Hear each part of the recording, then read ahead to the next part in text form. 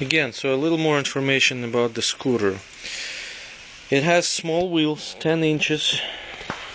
The front and rear tires are the same size. These tires are extremely inexpensive. You can buy them for $25–30 online, Amazon for example.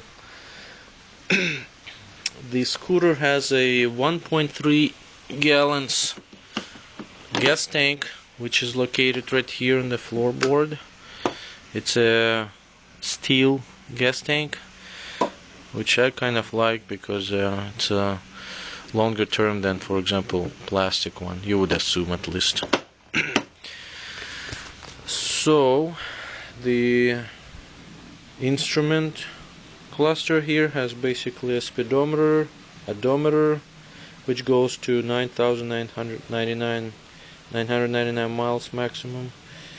It has a little 1 mile increments. It has a fuel gauge, which is very convenient. Basic controls here: turn signals. This is the horn button, high and low beams. On this side you have the kill switch, turns the engine off, and there's the start button. Here's the turn signal indicator. I think the grips are pretty comfortable. It's pretty soft rubber. The turn signals are bright and easily noticeable. And by the way, they are different from the ones that are sold in Japan on the same scooter. The ones in Japan are much smaller and are more closer located to the tail light and headlight. There is a tiny muffler here, which makes it pretty quiet scooter. It is water cooled, and here's the radiator. You can see radiator cap and radiator cover. I'm actually planning to replace radiator coolant today. I think it hasn't been done since the scooter was manufactured in 2008, and right now is the September of 2011, so it might be a good time to do it. I'll also show you the storage compartment under the seat. However, I have a lot of stuff there right now, so it doesn't really show how big it is, but it will hold a full-size helmet, and I don't remember exactly how many liters it holds, but I would assume at least 20. There's a little sticker from JPL I had. Okay, here's the lever that locks the center stand so that it is more difficult to roll away. This little compartment covers two things, actually three things. There you see fuses. I never had to deal with those. This is the coolant level reservoir. You can see level. It hasn't changed in the whole year and a half almost that I had this scooter. So very reliable, consistent level, no leaks. And there's the battery itself. It's a tiny battery. There are other terminals. It's maintenance free, so you're not supposed to worry about checking the levels or anything like that. I had it for a year and didn't have any issues with it. And that's about it for the under seat storage area. I have some U-locks here just so I can lock it when I park it around the city.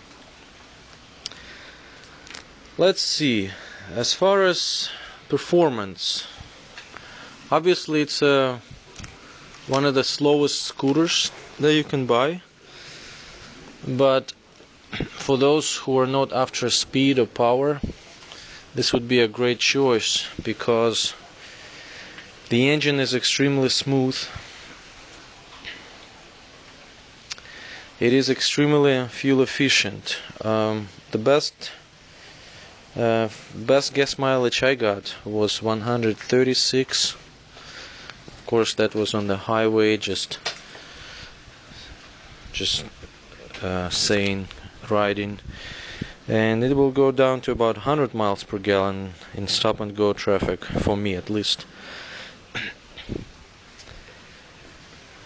The top speed is, as advertised, basically 41-42 miles per hour. That's when it was new. Right now I think I'm getting about 39-40 maximum. I think that because of wear on some of the parts, components, maybe not, I don't know. It's still decent enough for me, at least. I have taken this scooter to different parts of California, as far as 250-300 miles from Los Angeles. For example, I went to Las Vegas, San Diego areas, Tascadero, San Luis Obispo, and it's great to be on the secondary roads with this thing. I've climbed large hills with it in 115 degrees temperatures, and it never overheated or gave me any issues whatsoever. A little bit more about technical stuff. This is the air filter cover box. The filter is inside. It's a small square one that costs only $6. It's the same one that many lawnmowers use. This is the manual start, Kickstart. You can use it if your battery runs down. And there is a belt behind this cover which I haven't had to change yet. And my scooter right now has 6,900 miles, and I bought it new last June. The belts, I heard, could last 10,000 more, depends on riding conditions, I guess. Okay, here is where the oil drain plug is, bolt. I put a little magnet there just, because I had it. Maybe it collects some metal parts from the oil. It does hold a small amount of oil, only 600 milliliters, which is about 0.6 of a quart. And here is the dipstick. I can definitely say that it does not use any oil. Oops. Dropped a little bit. I use synthetic myself, but could be fine using any oil you want, as long as it's the right viscosity, which is 1030 or 1040 is recommended. Styling is considered to be a retro, old style look, but it's definitely a modern scooter as far as the components. It does have carburetor, but again, if you ride it, there should be no issues.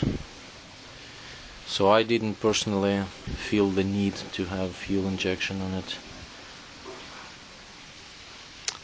Let's see, it has a loud horn, so that helps with safety. And by the way, it also has pretty bright headlights.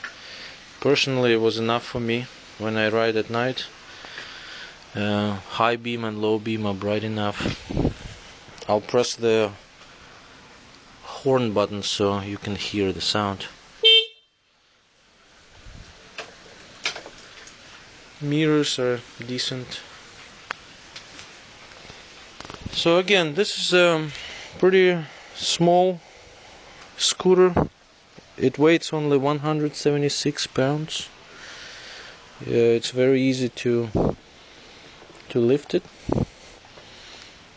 It will go in the elevator. I did that at UCLA at one of the parking structures. It was just easier for me to go down the elevator than going around. And I guess I'll make a little video of how it rides. I can't think of anything much else to say about it. I did replace spark plug one time. It's about $6. I got NGK. You could get Denso or some other model brand. This is where the spark plug compartment is. It's extremely easy. Just pop it off and take the wire off and unscrew it. There's a little hook for your helmet or a small grocery bag. I guess that's about it.